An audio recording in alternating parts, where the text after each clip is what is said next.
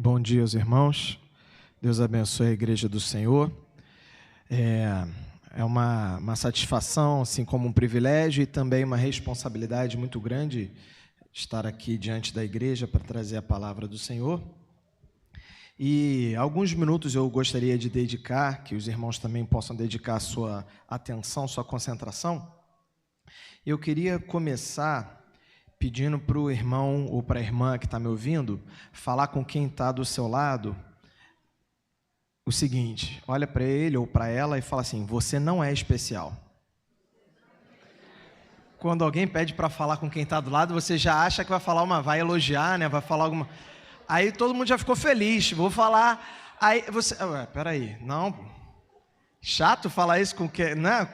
Às vezes quem está do seu lado você nem conhece bem. Conhece pouco, então é a primeira vez que você está vendo. E aí você já larga uma intriga dessa, né? Domingo de manhã. Você não é especial. E começar o sermão falando uma coisa negativa, desse jeito, já pode ser o caminho para que eu perca a sua atenção. E você, a partir de agora, já se bloqueia e fala assim: não quero mais ouvir nada. Já começou me ofendendo? Mas tenta ficar comigo mais um pouco. Hoje na EBD... o irmão Tiago, ele trouxe uma perspectiva mais disruptiva, e ele falou assim: antes de criticar, calma, deixa eu chegar no final, que aí você vai entender. Então eu vou tomar a mesma liberdade, e deixa eu chegar lá, que aí os irmãos avaliam se o que eu falei faz sentido ou não. Eu não sei se você já ouviu falar de problemas geracionais. Esses problemas geracionais são diferenças, são incongruências que você tem entre uma geração e a geração que vem logo depois. Bom, ou a geração ou as gerações que vêm logo depois, porque você, para quem é um pouco mais velho, você tem diferença de geração com seus filhos, com seus netos. Para você que é um pouco mais jovem, você tem diferença de geração com seus pais, com seus avós. De qualquer forma, as gerações elas mudam muito, né? Nós, seres humanos, a gente vive pouco na Terra. É muito rápido de uma geração para outra. Há pouco tempo de mudança, então essas mudanças muitas vezes não dá tempo de consolidar, de assentar a mudança. É muito diferente de uma geração para outra. E por que eu digo que o ser humano vive pouco tempo? Porque se a gente for falar, por exemplo, da história da humanidade, a gente pode dizer que as grandes guerras mundiais foram ontem. Foram agora, há pouco tempo. Só que para você e para mim, que a gente está aqui, já tem um tempão, a gente nem estava aqui para ver. Então, isso traz problema geracional, porque a minha geração passou por algumas coisas, ou passa por algumas coisas, que a sua ou não passou, ou não vai passar, depende, né, da relação entre a minha idade e a sua, que estamos conversando. Então, esses problemas geracionais, eles têm uma característica eterna. Toda geração tem conflito com a outra. Todas. 100% das gerações. Atualmente, a geração atual, que domina o mundo agora, que está vindo, é chamada de geração Z. Isso é só uma nomenclatura, tanto faz o nome que você vai usar. Mas a gente tem ouvido bastante e falado bastante que a geração atual, a geração Z, ela é muito frágil. Ela não aguenta nada. Muito fraca. Muito fraca. E você, ao dizer que é fraca ou que é frágil, você entende que não tem a força necessária para enfrentar os problemas que a sua passou. Ah, se o fulano de tal, se esse menino vivesse na minha época. Sabe quando o seu pai fala assim: não, eu para estudar eu atravessava 440 quilômetros a pé, enfrentava leão todo dia só para ir para a escola. Seus pais não falavam isso para você? E provavelmente você vai falar isso para os seus filhos. E por quê? A ideia é mostrar o quanto era difícil. Para mim era difícil, para você tá fácil. Engraçado, né? Os pais geralmente trabalham para dar uma vida mais fácil para os seus filhos. Mas vai o filho ter uma vida mais fácil? Se o filho tiver uma vida mais fácil, se o filho acordar um pouquinho mais tarde, mas o pai fica furioso. Mas peraí, você não lutou justamente para dar uma vida mais fácil, mais confortável para os seus filhos? Por que você fica tão incomodado quando vê o seu filho tendo uma vida mais fácil? Porque você entende o seguinte: eu, para chegar onde eu estou, eu tive que sofrer. Então, eu entendo que para o meu filho, para a minha filha, para o meu neto, para a minha neta chegar também num lugar bom, digno na vida, tem que sofrer também. E aí você compara o seu sofrimento com o sofrimento de outra pessoa, e isso vira um problema enorme, porque comparar sofrimentos é uma coisa extremamente complicada. Existe um autor, Michael Hopf, na verdade, ele só cita um ditado oriental muito mais antigo, que não se sabe o autor, que já é milenar. Ele cita no seu livro Aqueles que Permanecem, ele fala que homens fortes criam tempos fáceis. Esses tempos fáceis criam homens fracos. E os homens fracos criam tempos difíceis. Então, quando gigantes viveram em épocas muito difíceis na sociedade, e eles lutaram para conquistar coisas que hoje a gente usufrui. Compreende o que eu estou dizendo? Muitos dos avanços da sociedade foram conquistados por pessoas que vieram antes de nós. E a gente só usufrui. Para a gente é óbvio. Para a gente, hoje em dia, o valor da vida humana é uma coisa óbvia, inegociável. Mas se a gente fosse caminhar há 200 anos atrás, a vida humana valia nada. E conquistaram muitas pessoas, muitos pensadores, muitos guerreiros, muitos políticos, muita gente antes de nós, muitos religiosos, lutaram para que, por exemplo, vou me manter nesse exemplo, que a vida humana fosse valorizada, que a gente entendesse que cada ser humano tem um valor que não dá para medir. E para a gente isso é óbvio hoje em dia. Tanto é que se alguém vier com um pensamento muito antigo, a gente já aponta retrógrado, já aponta o dedo, porque é óbvio para nós, mas não era óbvio há um tempo atrás. E essa questão geracional, as gerações vão avançando e, à medida que vão avançando, posso dizer que eu sei que muitas pessoas da igreja, e a igreja sempre foi assim, entendem que os tempos são maus. A Bíblia fala isso, só que a Bíblia esse texto já foi escrito há alguns milhares de anos. Então, os tempos são maus. E quando que os tempos são maus? Não, hoje. Há 10 anos, não. Mas isso já foi escrito há muitos anos. E cada geração que vive entende que os seus tempos são maus, que você está sofrendo, que é difícil para você. Aí você pode dizer assim, mas essa geração atual, esse pessoal mais jovem, não sabe o que é enfrentar um problema. Bom, você, na sua época, provavelmente ouviu isso de quem veio antes de você. E a questão é, à medida que a gente vai tentando criar tempos mais fáceis, como eu falei, você lutou para dar uma vida fácil para o seu filho. À medida que a gente vai criando tempos mais fáceis, a gente começa a tentar, ou até inevitavelmente, às vezes nem é tentativa, às vezes simplesmente acontece, você começa a dar atenção a outras coisas. As pessoas, sei lá, que viviam há 1.000, 2.000 anos atrás, os nossos ancestrais, eles viviam, talvez, para conseguir sobreviver a uma peste que matava aos 40 anos de idade. Ninguém passava dessa idade. Então, as preocupações eram outras. Aí, à medida que os tempos vão ficando um pouco mais fáceis, as nossas preocupações vão mudando também. E aí, quando você começa, por exemplo, na criação dos filhos. Hoje em dia, é muito comum que se o seu filho rabisque a parede, aí você pode dizer assim, se na minha época, se eu rabiscasse a parede, minha mãe já vinha com a cinta na mão e lanhava a cinta em mim, eu ficava todo... Hoje em dia, uma criança pinta a parede, eis o novo Pablo Picasso.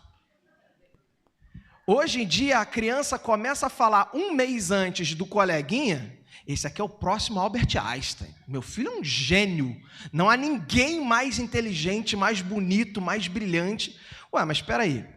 Será que não é você que está criando uma geração que acha que é perfeita em tudo? Uma geração que acha que merece o mundo é uma geração que não luta pelo mundo, porque já é merecedora. Por que eu vou lutar por alguma coisa que já é meu direito, que eu já mereço? E quando a gente avança nas gerações, a gente vai ficando mais preocupado, por exemplo, com questões de criação de filhos, aí a gente estuda um pouco mais como é que o cérebro funciona e tenta ajustar um pouco mais a isso e dar mais atenção. Hoje em dia, pelas leis do trabalho, a mãe, quando dá à luz, ela tem um tempo para poder ficar com seu filho, afastada do seu trabalho. Isso aí a gente vê uma coisa humana, é mínimo, mas há pouco tempo atrás isso não existia. E essa primeira ideia que eu estou trazendo para os irmãos é para dizer exatamente isso. Você entende que o seu filho é especial e todo pai vai achar que o seu próprio filho também é especial. Enquanto que provavelmente os seus avós não achavam que os filhos eram especiais. Pelo contrário, até traziam palavras depreciativas. E aí você, ou as gerações, ou você, ou seu pai, para romper com isso, você fosse, não, agora eu vou amar, eu vou cuidar, eu vou elogiar, eu vou abraçar sempre que eu puder. E aí a gente tem um conflito geracional. E por causa disso, para falar que você não é especial, eu lembrei que o pastor Eliezer, ele já disse algumas vezes aqui pregando que ele detesta a primeira fatia do bolo. Ele já não falou isso aqui? Não sei quem já estava aqui. Detesta a primeira fatia do bolo. Quando canto parabéns, parabéns. Aí, primeiro pedaço do bolo, vai para quem? Aí, geralmente, você bota para quem é mais especial. Você quer agradar, quer honrar, né? quer dar alguma retribuição. Ah, essa pessoa é tão boa para mim que eu quero dar o primeiro pedaço do bolo. E, geralmente, como é o pastor da igreja, as pessoas têm muito carinho e quer oferecer a primeira fatia do bolo para o pastor. E ele já falou aqui que ele detesta. Então, se você for fazer aniversário, dá a última fatia para ele, que provavelmente ele deve gostar mais. Mas a primeira fatia é o sentido de honra. Só que tenta lembrar daquele almoço em família de domingo. Sabe naquele momento, estou dizendo almoço de família ou assim, com muita gente, até pessoas que você não tem muita intimidade, sabe, aquelas coisas muito grandes, aqueles banquetes. Quando sobra um pedacinho do pudim, quem pega? O Luiz pega. Aí, já dedurou aqui, ó. Geralmente ninguém pega. A minha esposa, ela está ali já, ela chegou ali, minha esposa, ela, na família dela, ela sempre, antes da gente casar, eu sempre observei isso e hoje eu mexo muito com ela. A gente come qualquer coisa. Se tem um resto, ela deixa.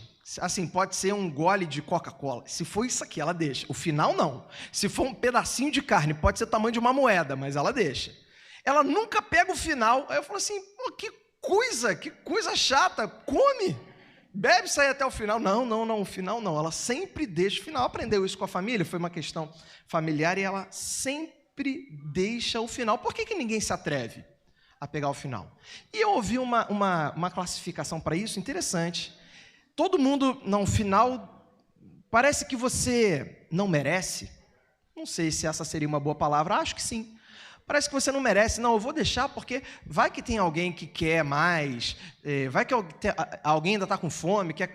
Não, vou deixar. Você, de alguma forma, tenta exercitar sua generosidade de algum jeito e você entende que você não é digno. Sabe também uma pessoa que não era digna? Pedro. Pedro não era digno. Pedro, apóstolo Pedro. Lucas, capítulo 5, versos de 1 a 10. Eu posso beber essa água aqui? Posso?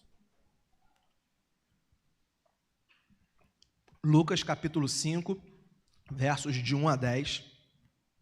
Fala sobre Pedro. Pedro não era digno. E a gente vai ler esse texto. Diz o seguinte: aconteceu que, apertando a multidão para ouvir a palavra de Deus, estava ele junto ao lago de Genezaré. E ouviu estar 2 barcos junto à praia, e os pescadores, viu estar 2 barcos junto à praia do lago, e os pescadores, havendo descido deles, estavam lavando as redes. Verso 3. E entrando num dos barcos, que era o de Simão, pediu-lhe para que o afastasse um pouco da terra, e assentando-se ensinava do barco a multidão. E quando acabou de falar, disse Simão: faze-te ao mar alto e lançai as vossas redes para pescar. Prefere que eu leia daqui? Está cortando, né? Não tem problema, a gente consegue ler. E respondendo, Simão disse-lhe: mestre, havendo trabalhado toda a noite, nada apanhamos, mas sobre a tua palavra lançarei a rede.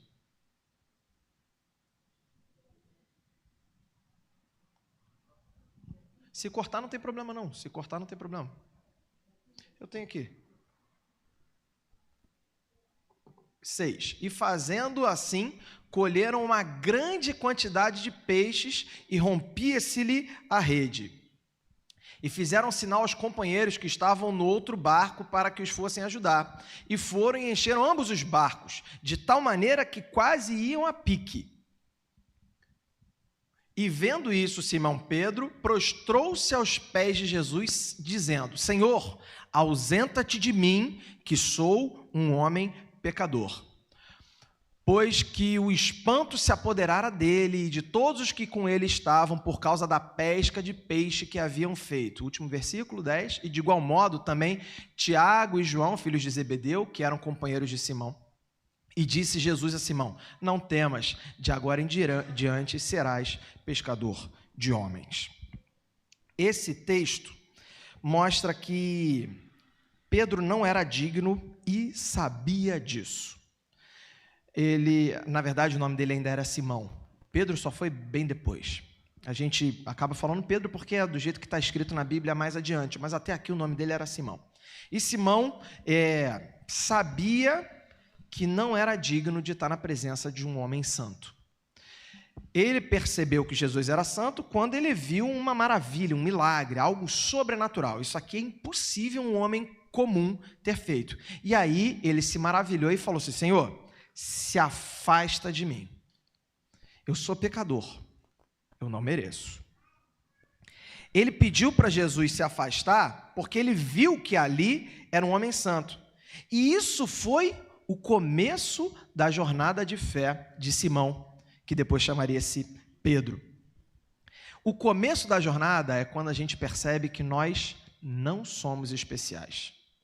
O começo da jornada é quando a gente percebe que não temos nada para oferecer. Nada para oferecer. Essa manhã eu estava aqui participando da EBD e eu ouvi os irmãos arguindo, discutindo, e eu pensei numa coisa que eu achei pertinente, que estava se falando de oração e sobre as nuances da oração, o que significa a oração, estudando, né? Estávamos estudando mesmo a oração. E a gente falou sobre poder, porque muita gente ora para alcançar o poder. Na verdade, temos até algumas canções que falam que de madrugada o crente vai buscar poder. A gente tem uma frase que algumas pessoas acham que está escrito na Bíblia: mais oração.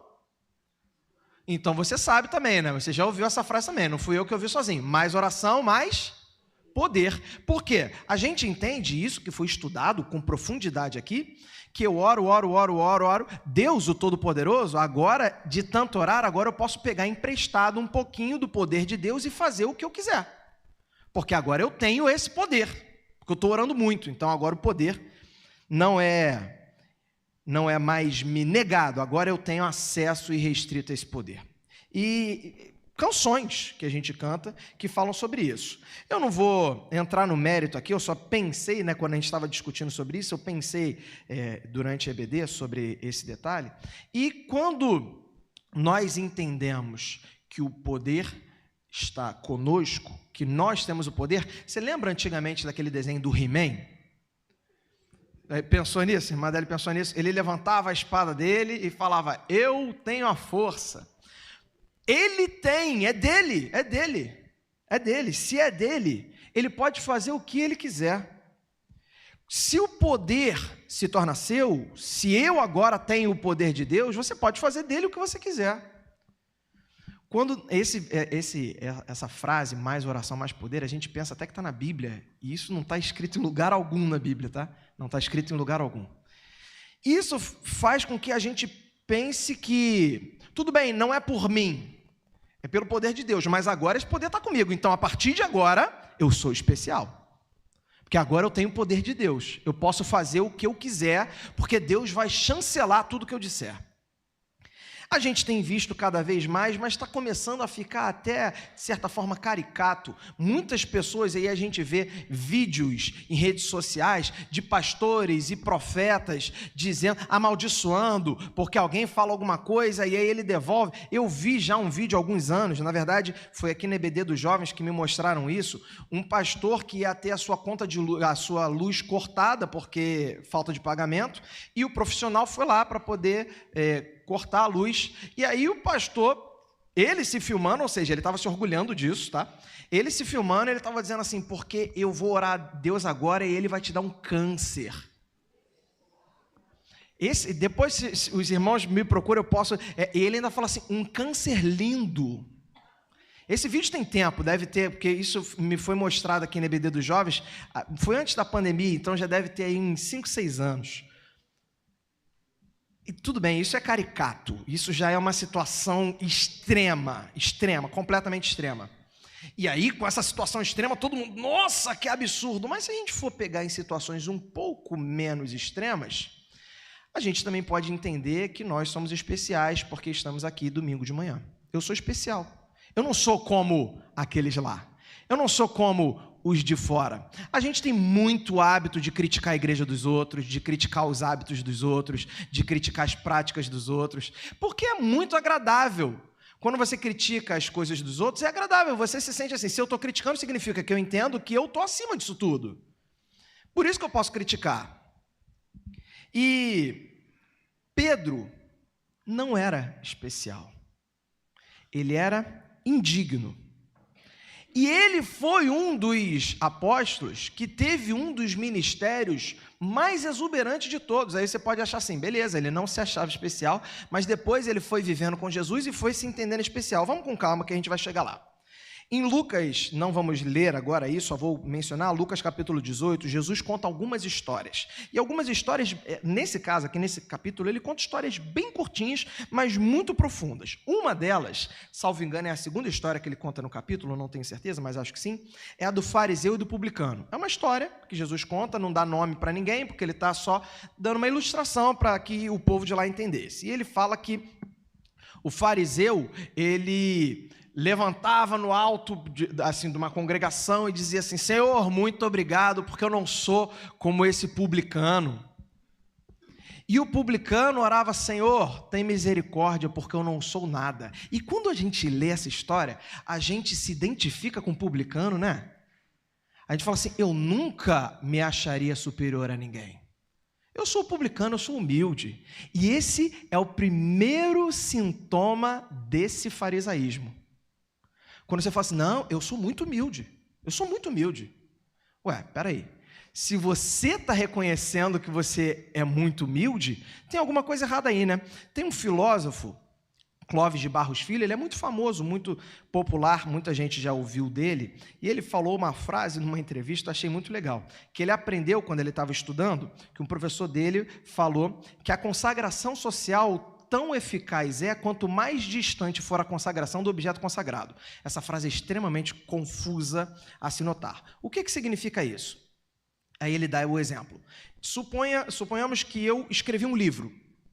Eu escrevi um livro, muito trabalho, e aí suponhamos que 3 pessoas leem esse livro. O meu pai, o meu amigo e uma pessoa que eu nunca vi na minha vida. E essas 3 pessoas vêm me elogiar. Se o meu pai falar assim, nossa, que livro maravilhoso. Tá valendo esse elogio? Até tá, vale. Você fica feliz, né? Eu ficaria feliz. O seu amigo, que está com você sempre, ele lê o livro e fala, nossa, que livro legal. Aí você já fica um pouco mais feliz. Se uma pessoa que você nunca viu na sua vida, fala assim, eu li o seu livro e ele é muito bom. Ué? Nossa, alcançou tão distante, né? A consagração social, ou seja, o elogio, ele é mais eficaz quanto mais distante for a pessoa de você. Uma pessoa que está com você o tempo inteiro, se ela te elogia, a gente aqui tem esse exercício, né? Dá um elogio para o irmão que está do seu lado, isso é muito legal, isso é muito bonito. Inclusive, alguns dos irmãos que estão do seu lado, provavelmente não foram os que vieram com você de casa, certo? Então, quando você elogia, você de fato aquece o coração de alguém. Isso é muito bom.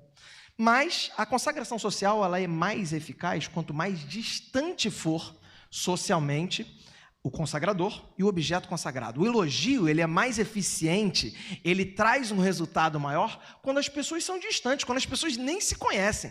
Esse é o elogio que traz mais satisfação.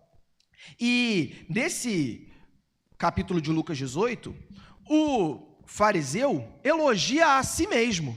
Qual é a distância social que o fariseu tem dele mesmo? Nenhuma. Então, qual é a eficácia desse elogio? 0.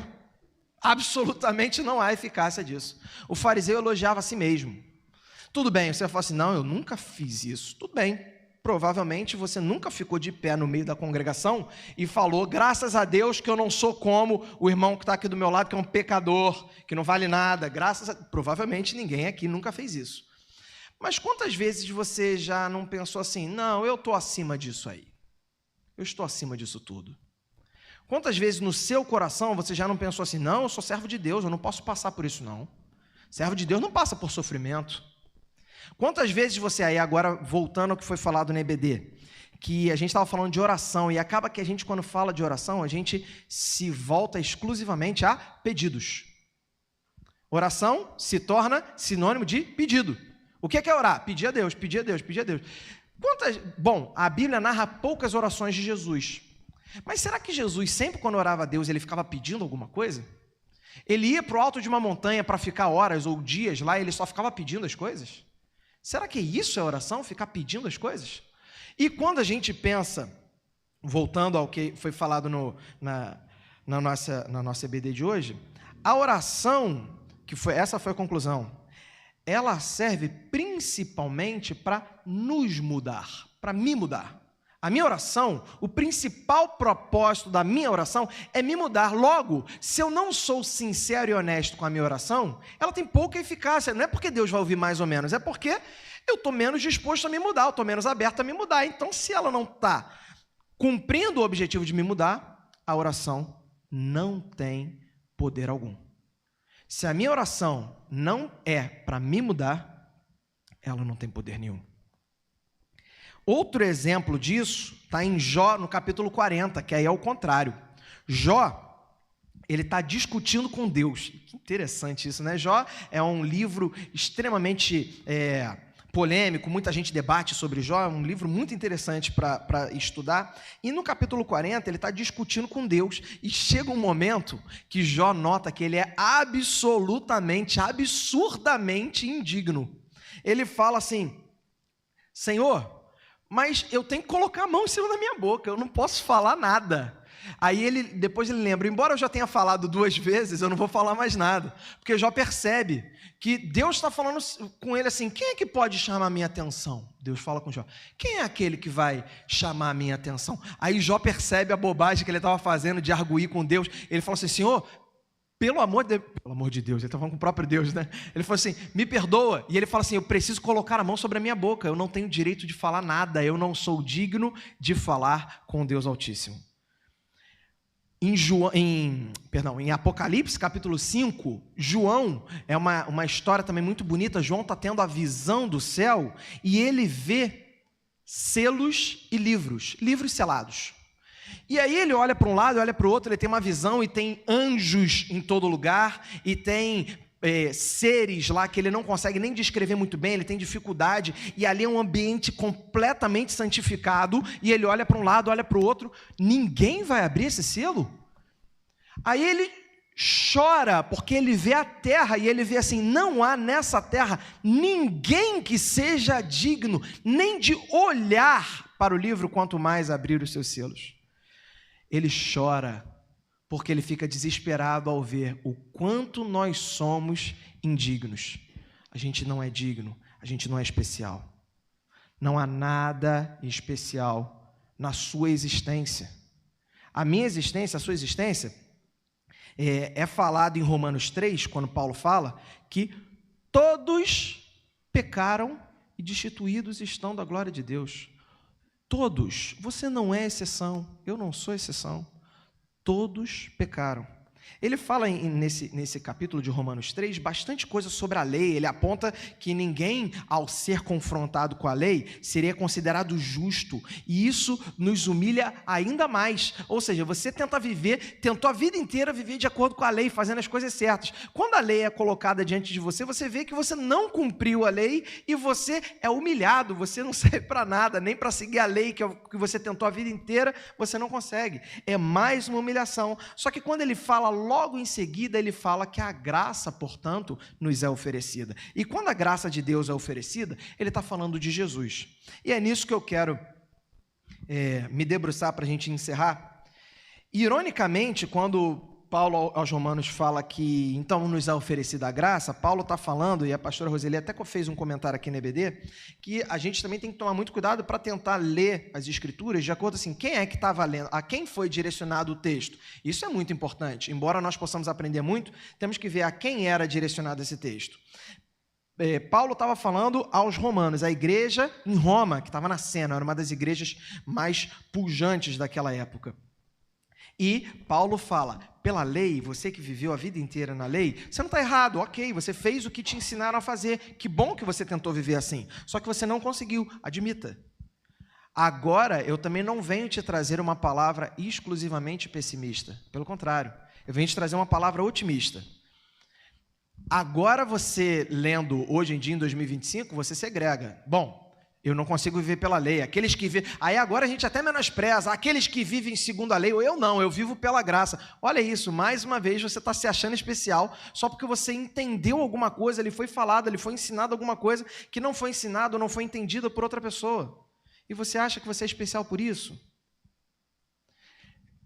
Paulo estava ensinando que nós não conseguimos. Pela graça, e ele mesmo fala, pela graça sois salvos, isso não vem de vós, é dom de Deus. Justamente por que não vem de vós? Para que ninguém se glorie. E aí a gente começa a se gloriar porque nós somos salvos, porque eu sou melhor, porque eu tive alguma coisa que o meu amigo aqui do meu lado não teve. Pedro entendia isso. Pedro entendia. Ele era pecador e, portanto, ele era indigno da presença de Jesus, e isso foi o início do seu ministério.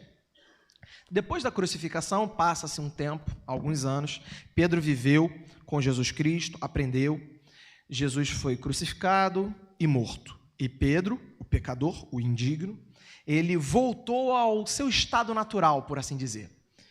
Em João, e essa a gente vai ler, João capítulo 21, versos do 3 até o 7, veja bem, agora a gente já está falando do último capítulo do livro de João, então já é o final da história que João está contando, do evangelho que João está contando. João capítulo 21, versos do 3 até o 7, mostra que Pedro voltou ao seu estado natural. Disse-lhe Simão Pedro, agora ele já era Simão Pedro, agora ele já tinha esse nome. Vou pescar. Esse era o estado natural dele. Não foi assim que Jesus o encontrou? Pescando? E ele volta para pescar. E dizem-lhe eles, também vamos nós contigo. Foram, subiram logo para o barco e naquela noite nada apanharam.